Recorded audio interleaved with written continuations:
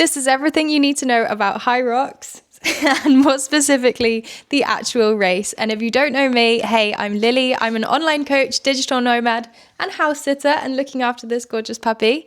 And I coach women to become stronger, fitter, happier, healthier, and perform Hyrox, CrossFit, strength and running all a whole lot better whilst loving life too. Let's start off with the race structure. You might already know this, but here is the full race structure for Hyrox. Essentially, you run 8 kilometers, and in between each kilometer, you do a station. And one important thing to note, if you're doing solos, you do all of this yourself. If you're doing doubles, you do all the runs together, so you both run 8 kilometers total, but you can split the stations up however you like. And if you're doing relay, you do 2 stations and 2 runs each, and you're in a team of 4. There's also 2 different categories for the weights that you're using in your Hyrox race. So we have open, which are these weights used, and then we also have pro, which use these weights. If you're doing mixed doubles, which is a female and a male in a pair, you'll be using the men's open weights, which is also the women's pro weights. There is actually another category on top of this, and that's called the Elite 15. And this is the top 15 athletes in the world, and they race in a league of their own in the Elite 15 races. They can race singles and doubles. They're all pro weights, and they are the top of the sport, and very exciting to watch if you do happen to catch a live stream. They're awesome. Really, really fun to watch. Now, if you're in a bit of a Hyrox echo chamber on your Instagram, you might be slightly shocked by what I'm about to say. And you might feel like, actually, no, that makes complete sense. And Lily, I'm not shocked at all. So the average, let me have a look at my notes for this. The average time for women in open women is around 1 hour 45 minutes. For men in the open category, it's about 1 hour 30. And for the pro women, it's about 1 hour 30. And the pro men, about 1 hour and 5 to 20, which I was quite surprised by, that it was quite that big a difference between the pro men and pro women. But yeah, they're the sort of average time. So a lot of people are faster than that, but a lot of people are slower than that as well. So one thing with your times, if you're just starting out with your Hyrox journey, please do not focus too much on your times. Your times are pretty much irrelevant. The course changes from venue to venue. So you can race one time in one place, and you can then go and train for months and get a lot fitter and a lot stronger, race in a different venue. It has more turns, it has a bigger rock zone or something like that, and end up with a slower time. You have actually got fitter and stronger, but it is tricky to tell when the course isn't exactly set up the same at each venue, which is what they are trying to do with the Elite 15. Each course is trying to be exactly the same so that that can be a fair test of their fitness. But if you are just starting out with Hyrox, please just focus on the enjoyment of the process, learning to love what you're doing, and pushing yourself as much as you can within the realms of being sensible about it, of course. And if you would like any help with that, just give me a shout. How you train for your Hyrox is going to depend on your current fitness levels, and whether you're doing a solos or a doubles, because if you're doing a solos, what you will find is your race is not necessarily a lower intensity,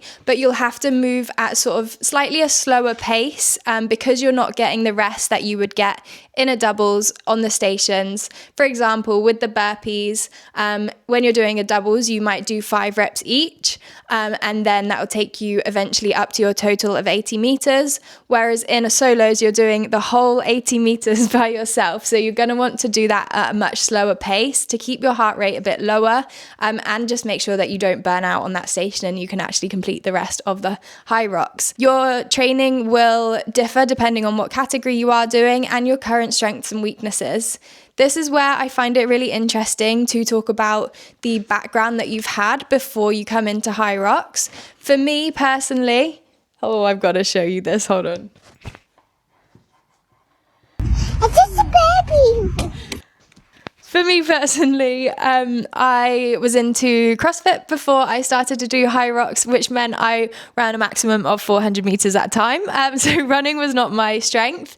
My aerobic base was okay, but it definitely could have been bigger. That basically means my fitness capacity.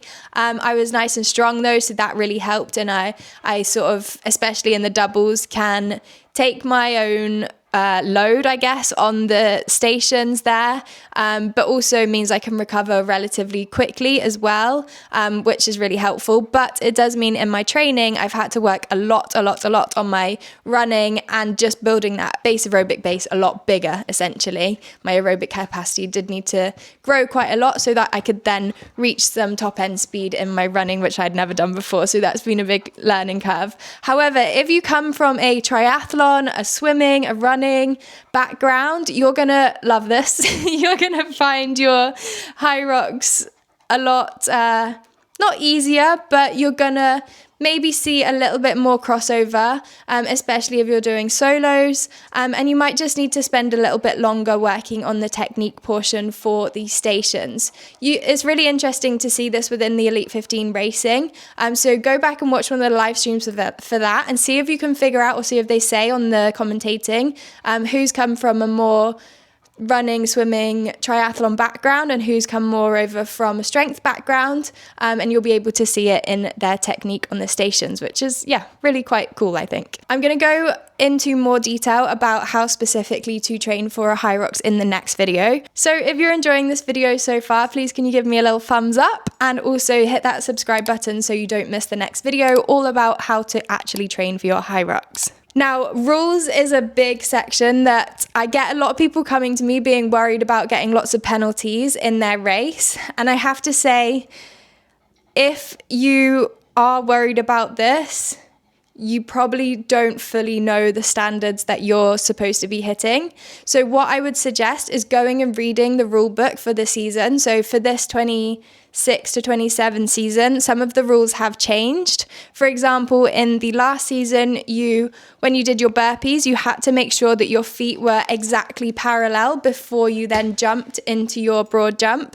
However, this year you can have a discrepancy of 5 centimeters. So you just need to go ahead and read that rule book for the season. And also Hyrox put up some really helpful video walkthroughs of the race on their YouTube channel. So definitely go and check that out as well. Also, don't just do this right before your race. You need to be hitting the standards in your training. So make sure you go and read the rule book, watch the videos, so that you know what to do in your training. So then it can then also relate over to race day as well. But try not to freak out too much about the rules. A lot of the judges are nice. They're just everyday people like us, and they want to give you the benefit of the doubt. They're not out there to get you. So just ask them if you don't understand something, or if you're not sure what you're supposed to be doing when, and things like that. Everyone's very nice at these Hyrox races. One thing I would note about the Hyrox sort of environment, if you're not used to it, the races are getting big, so it's very loud. It's a big, loud environment that can be quite overwhelming. So on your race day, what you're going to need to do is go and check in to get your wristband and to get a number written on your arm, and that number, it will also have your start time on it as well. But once you've done that, and maybe had a little look around the arena, I would recommend getting the heck out of the arena, and even just in the outside sort of halls area, just chill out for a little bit. Take a deep breath, and also just sit down, have some food, have a little drink before your race, just to bring your sort of nervous system back down to earth, because if you're then racing for 90 minutes, 2 hours, it's a long time for your sort of senses to be so heightened, and you can just honestly feel absolutely burnt out afterwards, or even before your race you can start to feel pretty tired too.